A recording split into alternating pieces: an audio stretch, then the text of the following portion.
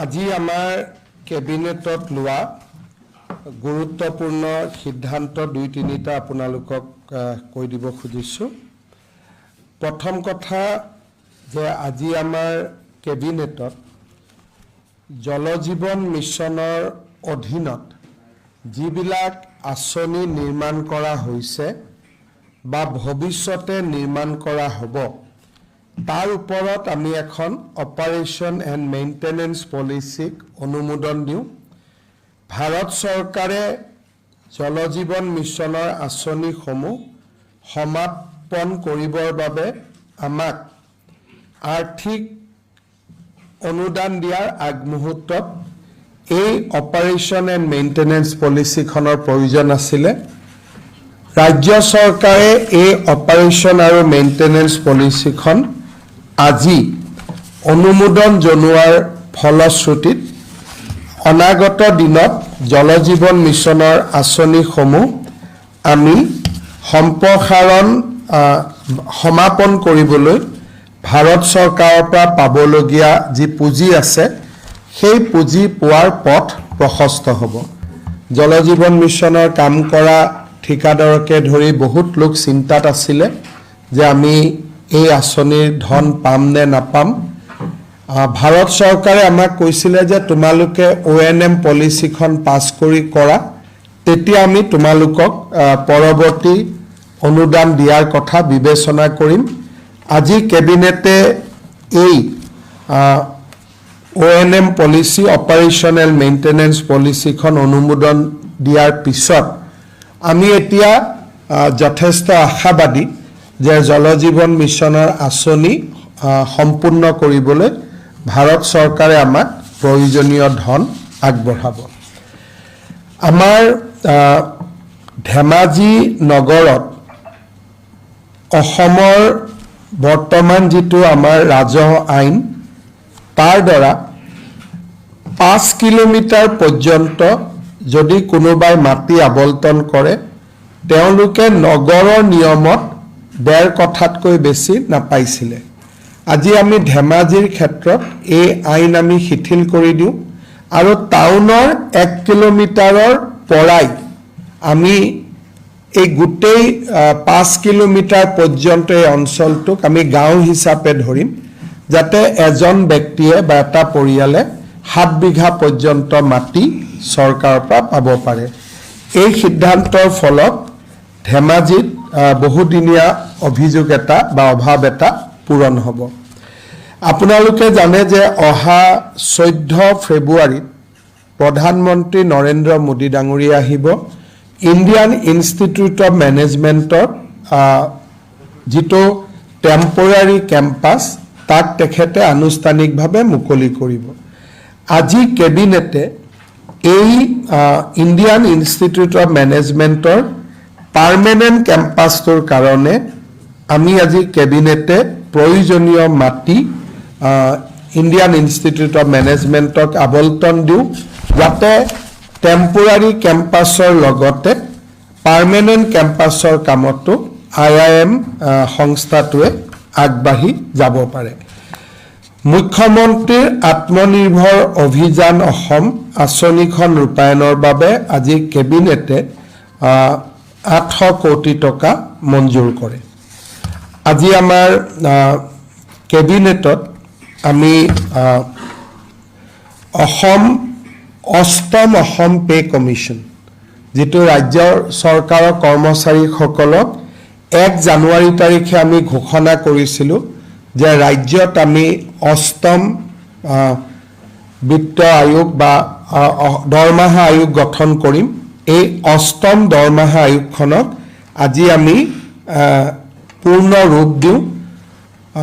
অসম চৰকাৰৰ অতিৰিক্ত মুখ্য সচিব অৱসৰপ্ৰাপ্ত সুভাষ দাস ইয়াৰ অধ্যক্ষ হ'ব।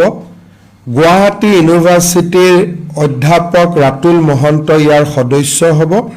বাকী আমাৰ বিত্ত বিভাগ, পাৰ্চনেল ডিপাৰ্টমেণ্ট, জুডিচিয়েল ডিপাৰ্টমেণ্ট আদিৰ কমিশ্যনাৰসকল এই আমাৰ আয়োগৰ সদস্য হ'ব।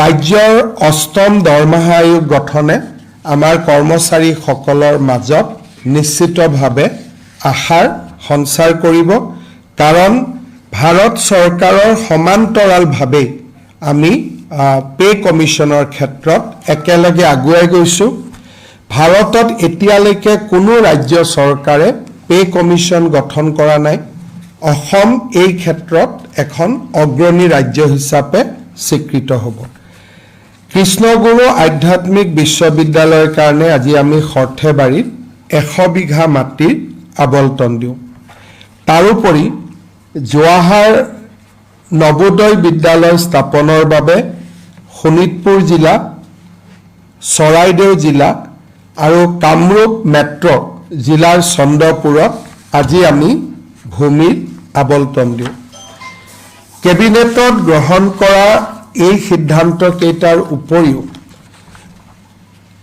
আলী তৌকিৰ শেখ এণ্ড আদাৰ্ছ তেওঁলোকৰ ভাৰত বিৰোধী ঘটনাৱলীৰ সম্পৰ্কত আমি যিখন স্পেচিয়েল ইনভেষ্টিগেশ্যন টীম গঠন কৰি দিছিলোঁ তাৰ প্ৰতিবেদন আজি কেবিনেটত পুংখানুপুংখভাৱে আলোচনা হয় আলোচনাৰ অন্তত গোটেই বিষয়বস্তুৰ গভীৰতালৈকে লক্ষ্য কৰি গৃহ মন্ত্ৰালয়লৈকে এই গোচৰটো হস্তান্তৰ কৰাৰ সিদ্ধান্ত লোৱা হয় আৰু গৃহ মন্ত্ৰালয়ে তেওঁলোকৰ এটা ইনভেষ্টিগেটিং এজেন্সি NIA হওক বা আন ইনভেষ্টিগেটিং এজেন্সি দি ইয়াৰ পৰৱৰ্তী তদন্ত কৰক তাৰ বাবে ৰাজ্যৰ কেবিনেটে সিদ্ধান্ত গ্ৰহণ কৰে বেসিক্যালি SIT আৰু ইয়াৰ লগত সংলগ্ন পঞ্জীভুক্ত গোচৰ দুইটাই আমি ভাৰত চৰকাৰৰ গৃহ মন্ত্ৰালয়লৈ হস্তান্তৰ কৰাৰ বাবে আজি কেবিনেটে সিদ্ধান্ত গ্ৰহণ কৰে পৰৱৰ্তী এই কেছটোৰ পৰৱৰ্তী যি তদন্ত সেয়া ভাৰত চৰকাৰৰ পৰ্যায়ত আৰম্ভ হ'ব বুলি কেবিনেটে বিশ্বাস কৰে কেবিনেটে যিখিনি তথ্য গোপনীয় নহয় কেবিনেটে সেই তথ্যখিনিক লৈ অহাকালি এখন সাংবাদিক মেল অনুষ্ঠিত কৰি সংবাদ মাধ্যমক এই গোটেই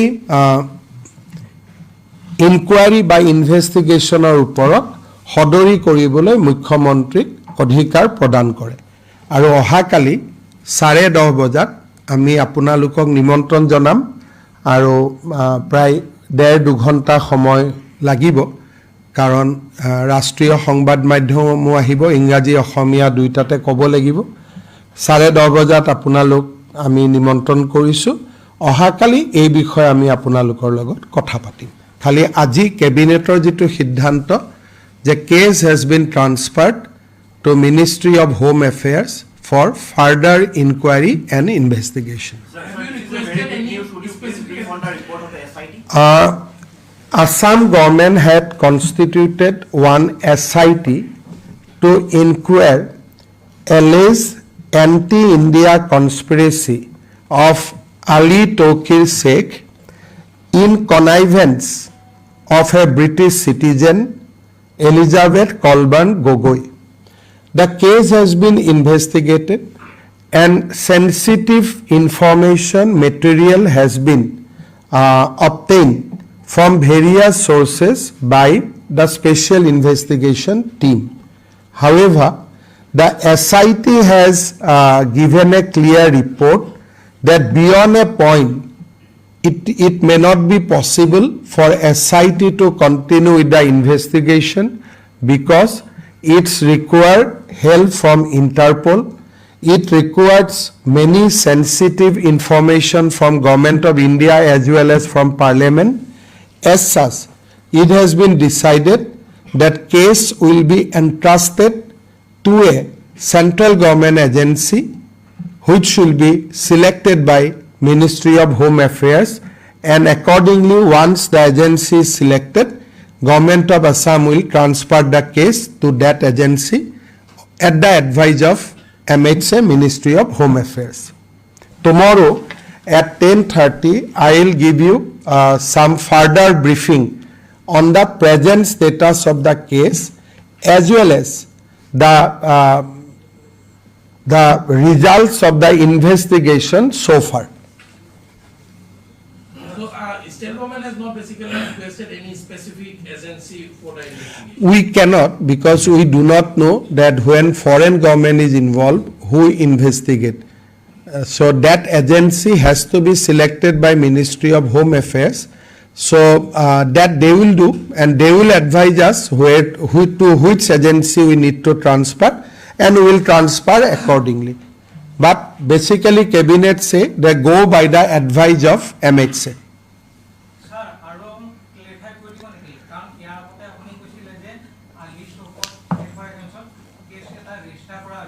এতিয়া যেতিয়া এটা কেছ অসম পুলিচে ৰেজিষ্টাৰ কৰে, তাৰ পিছত কেছটো CBI লৈকে অসম পুলিচে পঠাই দিব পাৰে, কেছটো NIA লৈকেও পঠিয়াব পাৰে, বা আন এজেন্সিলৈকেও পঠিয়াব পাৰে। আমি কেবিনেটে সিদ্ধান্ত লৈছোঁ যে এজেন্সিটো আমি সিলেক্ট কৰিব নালাগে, আমি ভাৰত চৰকাৰৰ গৃহ বিভাগলৈকে গোটেই প্ৰতিবেদনখন পঠাই দিম, যাতে গৃহ বিভাগে NIA দিব বা CBI দিব, সেই স্বতন্ত্ৰ সিদ্ধান্তটো যাতে গৃহ বিভাগে ল'ব পাৰে।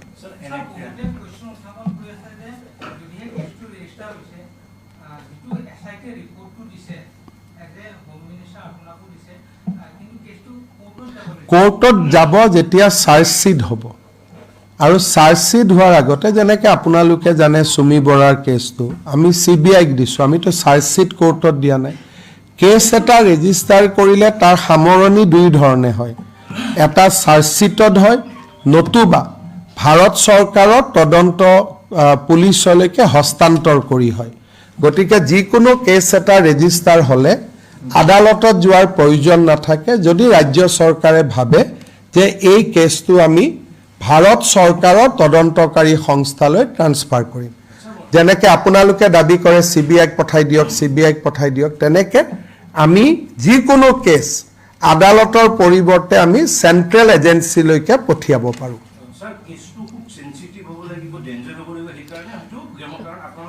এইটো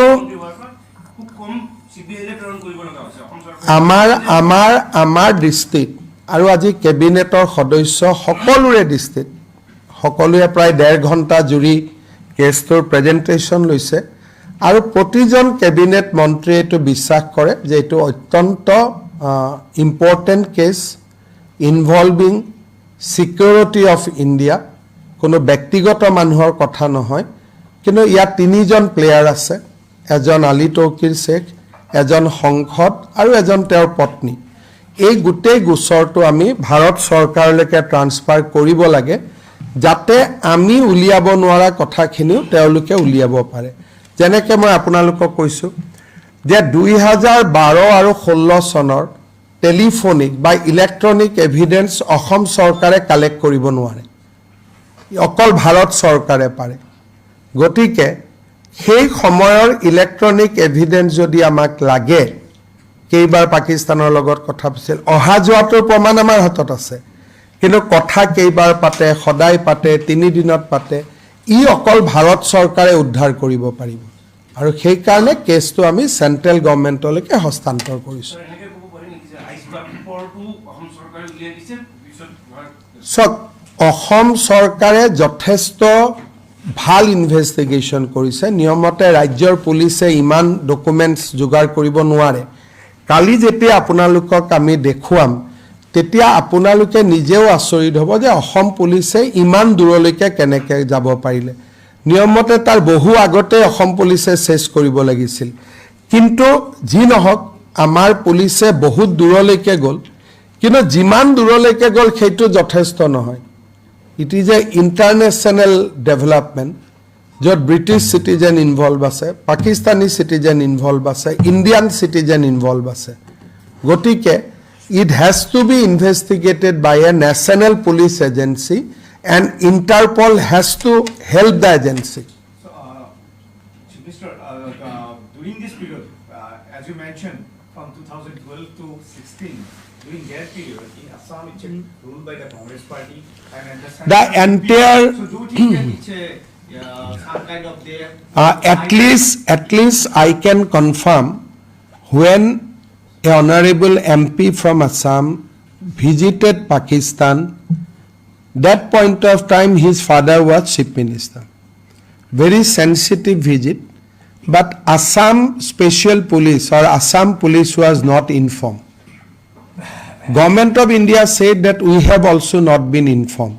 So if today my son visit Pakistan, then I will inform Joy Shankar. They look, my son is a cricket player. He is going to play Pakistan for playing cricket. So I am keeping you on loop. So that is the normal channel how things go.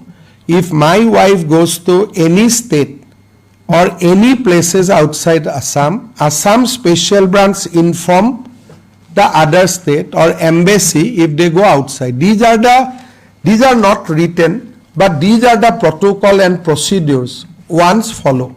But we asked Special Branch of Assam Police whether you were aware. They said we were not aware. That point of time, the MP was residing in the residence of Chief Minister.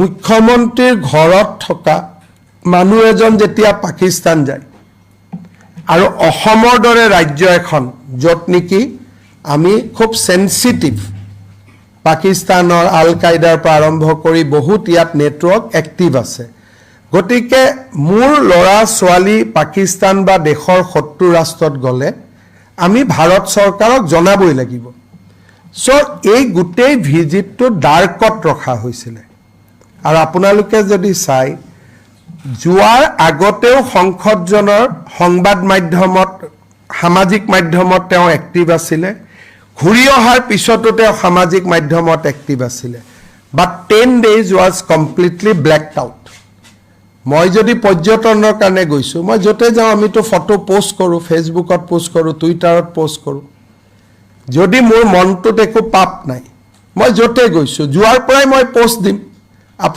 আপুনি থাইল্যান্ডত গৈছিলে বহুত post দিয়া নাই জানো তেতিয়া ভাল so জুনে যত জেনেকে গৈছিলে তো তেনেকে মই যদি আজি ডেভোসত গৈছো মই ফটো দিয়া নাই জানো তো মানুহে সোশ্যাল মিডিয়াক ব্যৱহাৰ কৰে কিন্তু that day 10 days was digital silence গতিকে কালি যেতিয়া আপোনালোকক আমি প্ৰেজেন্টেশন দিম তেতিয়া আপোনালোকে বহুতখিনি কথা অনুভৱ কৰিব আৰু 1.5 ঘণ্টাৰ পৰা 2 ঘণ্টা সময় আমাক লাগিব যেহেতু ইংৰাজী অসমীয়া দুইটা মাধ্যমতে আমি ব্ৰিফ কৰিম Is the office of the Chief Minister got compromised by any chance?